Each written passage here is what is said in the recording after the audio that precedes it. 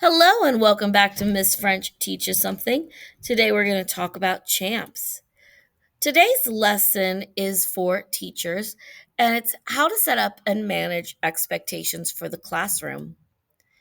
By the end of this lesson, you'll know what champs means, what stoic means, and how to utilize these management techniques. Now, the one rule of champs is that all students should be treated with dignity and respect. It's about shifting our thinking from being reactive, negative, focusing on punishment and deficits, to focusing on being proactive, positive, being instructional and giving them learning opportunities, and focusing on student strengths. Now, where CHAMPS is for students, STOIC is for adults. STOIC stands for structure, teach, observe, interact, and correct. The STO are the science of teaching, where the I and the C are really the art of teaching. Now, there's going to be a lot of information on these slides, and I'm not going to read all of it, but I am going to highlight the key points. So, for structure, the keys to a structured classroom are procedures and routines, physical space, and attention signals. With procedures and routines, it communicates that your time in this classroom is valuable, that everything you do in there is important and has meaning. Um, Physical space should reduce possibility of disruptions.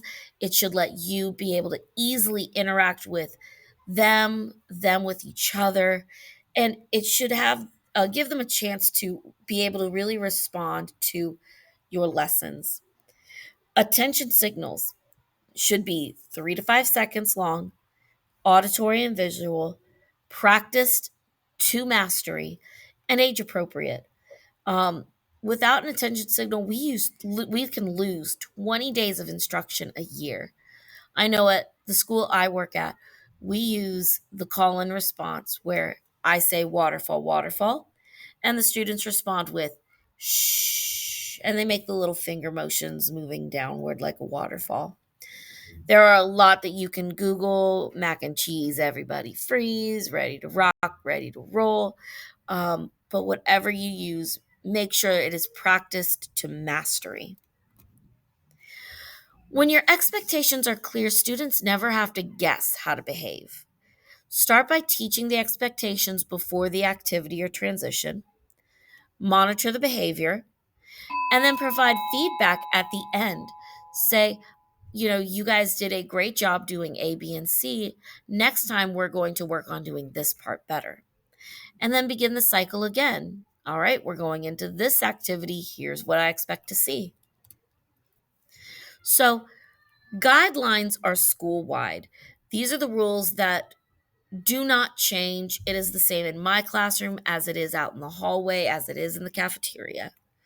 Um, Rules are class wide, they can apply to all activities, they stay the same. Treat each other with respect, use walking feet. And then expectations are more specific to the learning activity. For example, I don't expect students to raise their hand to talk when they're working with a team. I expect them to just quietly talk with their team. Observe. That's the power of presence. Stay on your feet. Move around the whole room. Acknowledge and encourage those behaviors. And being able to observe and stay on our feet allows students to be able to access us when they need help. When we provide feedback, it should be accurate, specific. It should match your personal style. I'm not the type of teacher who goes, okay, friends, you guys did a great job with this. It doesn't feel natural for me. So I try to make sure my feedback fits my personality and feels natural. When we say, I like how you, that makes it all about us and our feelings. It's important to turn it back on them. Instead of, I like how you're sitting quietly, you say, you did a great job sitting quietly during that lesson. Make it corrective, not negative. Be calm, brief, consistent, and respectful. When we focus on the negatives. You're talking too much. You need to be quiet. Um, the human brain does not differentiate between positive and negative attention. The human brain just knows that it's getting attention and it wants attention. So when we focus on just negative, the kids are going to start following that. If I act out, the teacher will call my name. If I do what that student's doing, the teacher's going to pay attention to me. And that's not what we want. So it's important to really focus on that positive. Once you start calling out students who are doing the right thing, so and so, you are working quietly, and I love that. Suddenly your whole class is going to be quiet because they want that shout out. They want to be recognized. When we interact, we praise for effort, not ability. They are all at different stages in the learning process. Um, some kids, it's harder for them to control their actions than others, whether they're ADHD or on the spectrum. Um, Notice that they are trying and praise that. And then use it to teach them how to do better next time. Students pay attention to what we pay attention to. So if you spend all day getting onto that one student, the other kids are going to know. The other kids are going to pick up on that. And they're suddenly going to be calling that student out. That student is now going to be labeled in everybody's minds as a bad student. And it takes three positives to balance out one negative. So it's really important that we are praising for effort, not ability. We are trying to build relationships, not tear them down. When we correct, we need to treat it as an instructional opportunity. Give them a chance to learn from their mistakes. That was wrong. Here's why it was wrong. Here's what we can do better. Can we try that instead? Um, it should not disrupt other students. It should treat the student with dignity and respect. It should motivate positive behaviors. And it shouldn't jeopardize your relationship that you've built with the student. And this is one of my favorite slides. It says, arguing with an adolescent is like mud wrestling with a pig. You both get dirty and the pig loves it. When you argue with the kid, they've got all of your attention. They have all the power in the situation now. Um, don't give them that power. Don't argue with them. It at the end of the day, it's not that big of a deal. Um, don't argue with kids. They love it. Now, that was Stoic. CHAMPS is for the students. CHAMPS stands for conversation, help, activity, movement, participation, and success.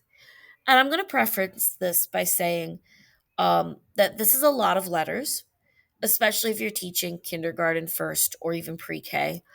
Um, in the lower grades, I like to use a shorter version, which is MACH, MACH. Um, it's a little easier to introduce those letters versus all of the others. I know some teachers even do just MAC, MAC. So conversation stands for or C stands for conversation, which is how loud your child's voice should be. It goes from 0 no voices to 4 outside voices. Um, Now, the difference between whisper and table talk, how I like to teach those is by having the kids gently touch their throat and whisper. When you touch your throat and whisper, you do not feel any movement in your vocal cords versus when you touch your throat and talk at a normal level, you'll feel movement. So that's how I like to remind them, hey, touch your throat. Can you hear your vocal cords? You're too loud. Help. Now, how you get help in the classroom can change depending on your activity. For example, raise your hand, ask three, then me, or just go ask an adult for help. Activity, these are some examples: small group activity, eat lunch, show what you know.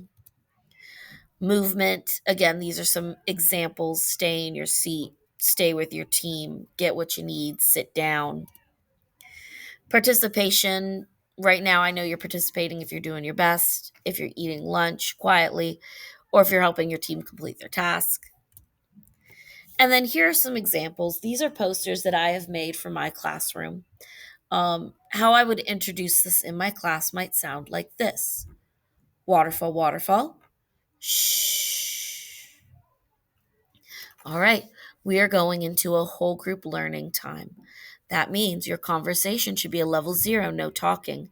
If you need help, you will raise your hand. Our activity is listening and learning. Movement, please stay in your seat. And I know you're participating if you're doing your very best learning. And then I would start my lesson. And I would do the same thing for centers or for testing, whatever it is. I get their attention and I briefly walk through what the letters mean and how I expect them to act. And what I like about these posters is they have a picture next to them for your ELLs, your ESEs, and for your students who can't read yet. So here's my testing ones. I made posters for my for one of the schools I worked at for all around the school. So this is the hallway one, lunch table and lunch line, dismissals and office.